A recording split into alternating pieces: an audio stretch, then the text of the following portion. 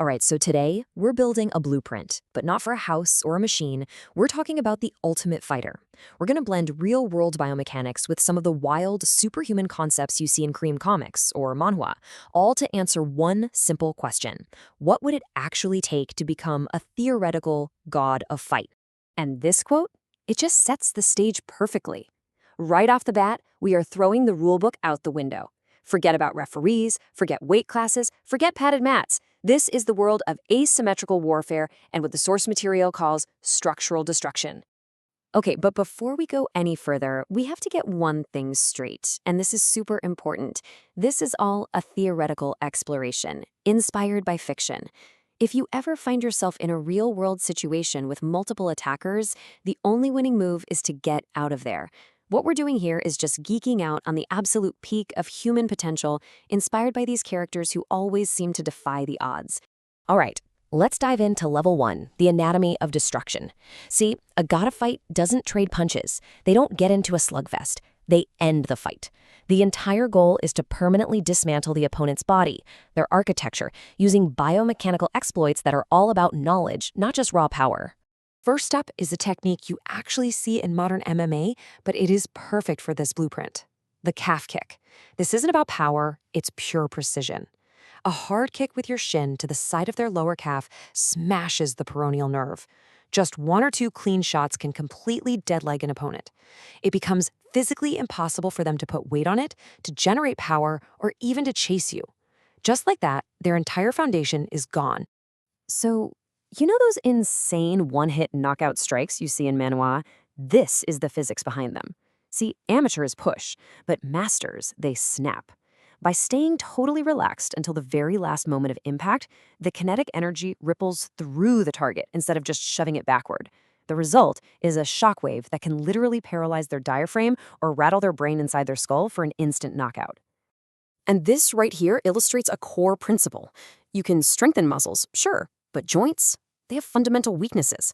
So picture this. Someone grabs your shirt. Your instinct is to pull away, right? Wrong. You trap their hand, step to the side, and strike straight down on their now locked elbow. You're not fighting their bicep anymore. You're attacking the hinge of the joint in the one direction it was never meant to go. And just look at that number. 15 pounds. That's all it takes. 15 pounds of lateral pressure to dislocate an elbow that's been hyperextended. That is shockingly little force. This isn't about being stronger. It's about understanding anatomy and leverage to get a fight-ending result with almost no effort. Now, let's move on to level 2, reading your opponent's code.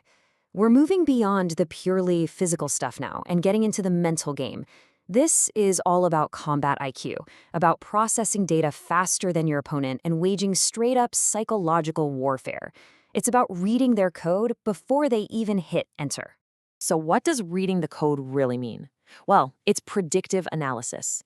A master doesn't just guess what their opponent is going to do. They see these tiny, involuntary physical cues, these tells, that basically broadcast the opponent's intentions. They know exactly what's coming before it's even been thrown. And here are some of those classic tells. You see their shoulders tense up and rise? A big, heavy punch is on its way. They shift all their weight to their back foot? Oh yeah, they are loading up for a wild haymaker. And in a group fight, you just watch their eyes. They will subconsciously glance at their first target or at the weapon they're about to pull. It's like having a cheat code to the fight. This is the crucial difference. It's the moment you stop reacting to them and start making them react to you. You set traps. You feint a jab to their face, they bring their hands up, and boom, you attack their now wide open body. You're not playing their game anymore. You're the one controlling the board.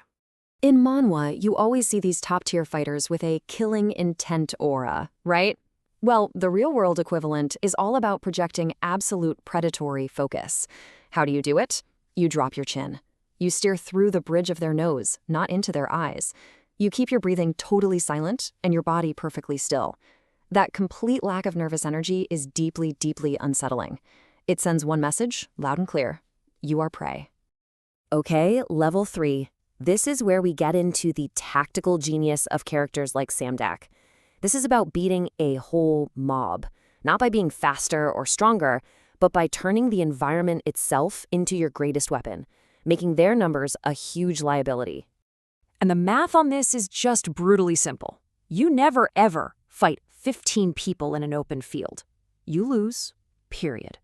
Instead, you run to a choke point, a doorway, a narrow alleyway, a stairwell. You create what's called a fatal funnel.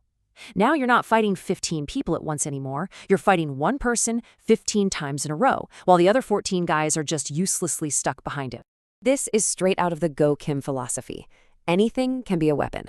A belt with a heavy buckle? It's basically a flail, giving you reach and breaking their hands. A jacket can be whipped over an attacker's head to blind and tangle them up, creating an instant obstacle. And a simple pen or key held in your fist? That just turned a normal punch into an armor-piercing strike. So, how in the world do you put all this together? Well, it definitely doesn't happen overnight. This final section lays out a theoretical 5-year blueprint. It's a structured path that really shows you the immense, insane commitment it would take to even get close to this level of mastery. Year 1, the Crucible, is about building your base. You're in boxing and wrestling, just learning how to take a hit. Year 2 is the Forge, where you integrate striking and grappling with Muay Thai and BJJ. Year 3, you're in the deep waters, moving beyond sport into weapons and multi-attacker scenarios. Year 4 is the Laboratory. This is about rewiring your brain for that flow state, the real-world ultra instinct. And finally, Year 5, that's complete autonomy. You hit without getting hit. You dictate every single thing. This whole blueprint, from biomechanics to psychological warfare, all the way to controlling the environment, it's a journey toward complete autonomy. It's a theoretical path to becoming a ghost, someone who dictates exactly how, where, and when any conflict ends. Which really just leaves us with one final fascinating question to think about.